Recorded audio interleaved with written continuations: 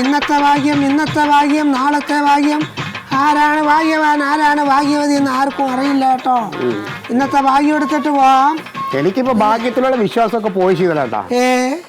2 വർഷം മുമ്പ് ഒരു 5000 റുപ്യ അടിച്ചതാ. അതിൽ പിന്നെ ഒരു നയാ പൈസ അടിച്ചിട്ടില്ല എനിക്ക്. ആർക്ക് എപ്പോഴാ ഭാഗ്യം വരണേന്ന് അറിയില്ലല്ലോ. തന്റെ ഭാഗ്യം തനിക്കും അറിയില്ല, എനിക്കും അറിയില്ല. ശീതളേട്ടാ, ശീതളേട്ടന്റെ ഒരു ലക്കി നമ്പർ പറ ശീതളേട്ടാ. എന്റെ ലക്കി നമ്പർ 9. ഒരു ലക്കി നമ്പർ കൂടെ പറഞ്ഞേ. പിന്നെ 1.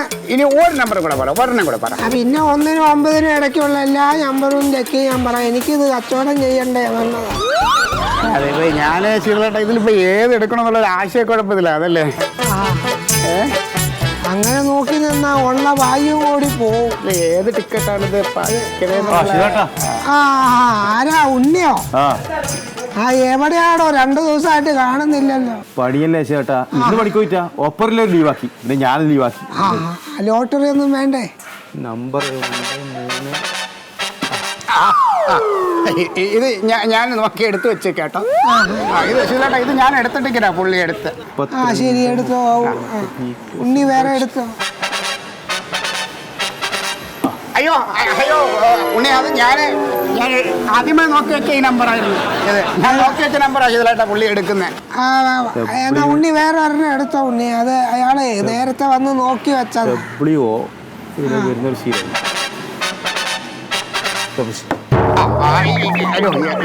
ഇത് ഞാൻ എടുത്ത ടിക്കറ്റ് തന്നെ. ഞാൻ നോക്കി വെച്ചേക്കായിരുന്നു. ഞാൻ ഇങ്ങനെ കുറെ നോക്കി, അപ്പൊ അതിലുള്ള ടിക്കറ്റാണിത്. ഈ നോക്കി വെക്കുന്നത് എടുക്കാത്തോ? അല്ല, എടുക്കാൻ വേണ്ടിട്ട് നോക്കി വെച്ചാണ്.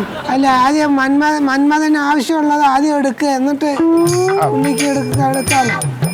അല്ല, ആ സീരീസിലെ ഇതില് ഇത് ഞാൻ റെഡിയാക്കി വെക്കുന്നത്. അല്ല, അത് റെഡിയാക്കി വെക്ക, കുറച്ചുകൂടെ എങ്ങനെ ഒതുക്കി വെക്കണം. ഞാനത് നീക്കി വെക്കാൻ വേണ്ടിട്ട് വെച്ചാ. ചേട്ടാ, വേണ്ടുന്ന കൊടുക്ക്, ഞാൻ പോയിട്ട് വരാം. എന്നാ ഉണ്ണി കുറച്ച് കഴിഞ്ഞിട്ട് വന്നു. എന്നിപ്പോ മന്മഥന് ആവശ്യമുള്ള എടുത്തോ?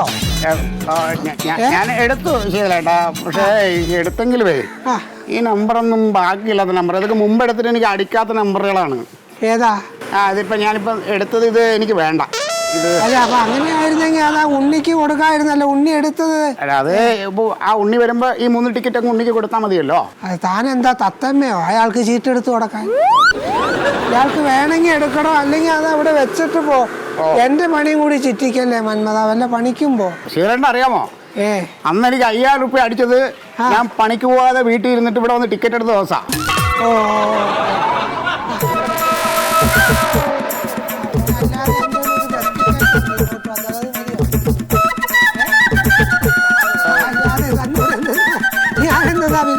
ഈ ഇരിക്കുന്ന ടിക്കറ്റ് ഒന്നും എനിക്ക് ഭാഗ്യമുള്ള സത്യശീലം വന്നിട്ടുണ്ടോ? ഒരു 2 ടിക്കറ്റ് ഉണ്ട്. എന്താ 2 ടിക്കറ്റ് അടിച്ചോ നോക്ക്. 2 ടിക്കറ്റ് അല്ലേ?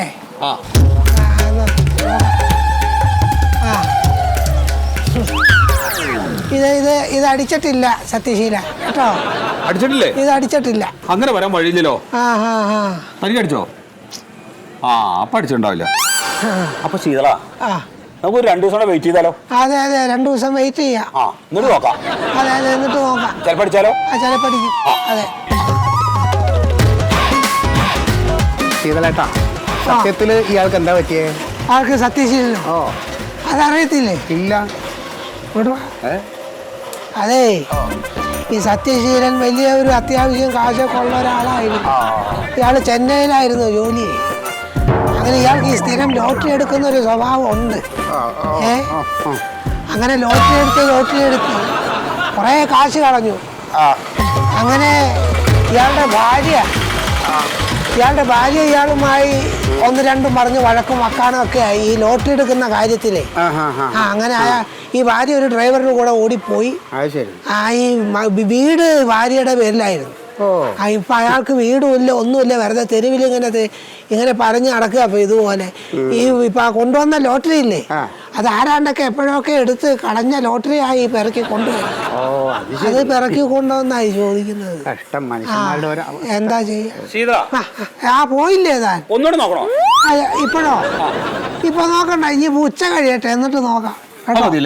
ഉച്ച കഴിഞ്ഞിട്ട് നോക്കാം. ആ പോയോ പോയോ? ആ പോയി ശീതളേട്ടാ. എന്താ ചെയ്യാ പാവം.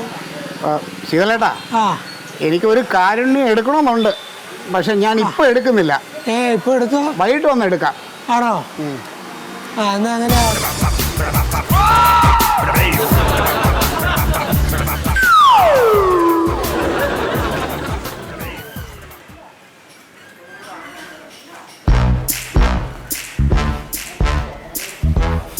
അയ്യോ, പിന്നെയും കട്ടു. എന്തൊരു കഷ്ടം നോക്കി. ഇനിയിപ്പോൾ ഈ കാശ് അവൻ്റെ ഭാര്യയോട് പോയി വാങ്ങണം. എന്താ ചെയ്യ?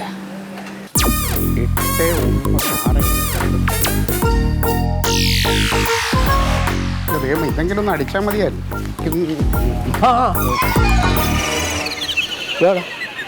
ഇങ്ങോട്ട് വേടാ.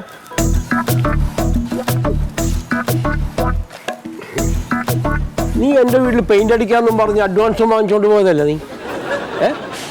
എന്നിട്ട് എന്തേ വരാ? ഞാൻ കണ്ടില്ലേ? എന്ത് കണ്ട്? എന്റെ കാര്യമൊന്നും സുമേഷേട്ട അറിഞ്ഞില്ല. എന്ത് കാര്യം? രാഘവൻ സാറില്ലേ, വില്ലേജ് ഓഫീസർ, അദ്ദേഹത്തിന്റെ വീട് ഞാനാണല്ലോ പെയിന്റ് ചെയ്തോണ്ടിരുന്നത്. അപ്പൊ ഒരു ദിവസം പണിക്കാരൊന്നും വരാതെന്നപ്പോ പണി പെട്ടെന്ന് തീർക്കാനായിട്ട് ഞാൻ ഒറ്റയ്ക്ക് നിന്നിട്ട് പണി ചെയ്ത്. ഈ പെയിന്റ് ബക്കറ്റ് എൻ്റെ ഈ കയ്യിലായിരുന്നു ഒരു ദിവസം മുഴുവനും. അങ്ങനെ ഞാൻ നിന്ന് പെയിന്റൊക്കെ ചെയ്ത് കഴിഞ്ഞു. അടുത്ത ദിവസം രാവിലെ എണീറ്റ് നോക്കിയപ്പോ കൈ പാടില്ലാണ്ടായി. ഇങ്ങനെ ആയിപ്പോ ഡോക്ടർ പറഞ്ഞേക്കണത് 1 വർഷമെങ്കിലും എടുക്കുമെന്നാ പറയണേ. 1 വർഷം എടുക്കുമെന്ന് പറഞ്ഞ? അപ്പൊ നീ ഒരു കാര്യം ചെയ്യും, എന്നോട് വാങ്ങിച്ച കാശുണ്ടല്ലോ അതിങ്ങോട്ട് തന്നേരി. അത് ഞാൻ തരാം. എപ്പോ? ചേട്ടാ, ഇതൊന്ന് റെഡി ആവട്ടെ. ഇപ്പൊ ഇത്ര ആണെങ്കിൽ തുടങ്ങിയിട്ടുണ്ട്. ഇപ്പൊ ചെറുതായിട്ട് ചലിപ്പിക്കാം. എന്നാലും 1 വർഷമല്ലേ ഉള്ളൂ. അതിപ്പോ എന്ന് പറഞ്ഞ് കഴിയുമല്ലോ. കൈതാ തീർറാ നീ. കൈതാ തീർറാ.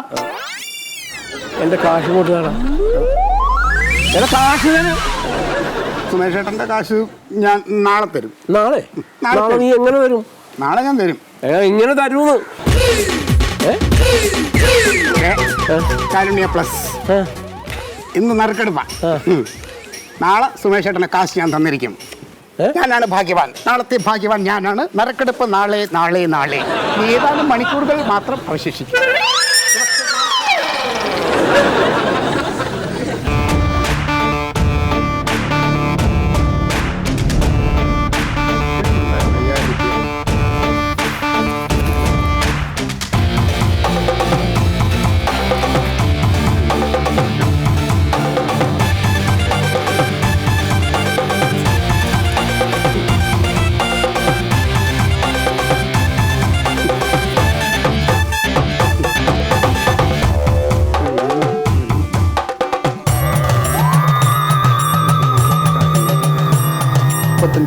ടാക്സ് പോയിട്ട് 65 ലക്ഷത്തിൽ ഒരു 25 ലക്ഷം രൂപയ്ക്ക് ഒരു പെയിൻറ്റിൻ്റെ കട, പിന്നെ ഒരു 30 ലക്ഷം രൂപയുടെ ഒരു വീട്, ചെറിയ വീട്, 10 ലക്ഷം രൂപ ഒരു കാർ. മതി നിങ്ങൾ ഉടനെ വാങ്ങുമല്ലോ. മറിമായം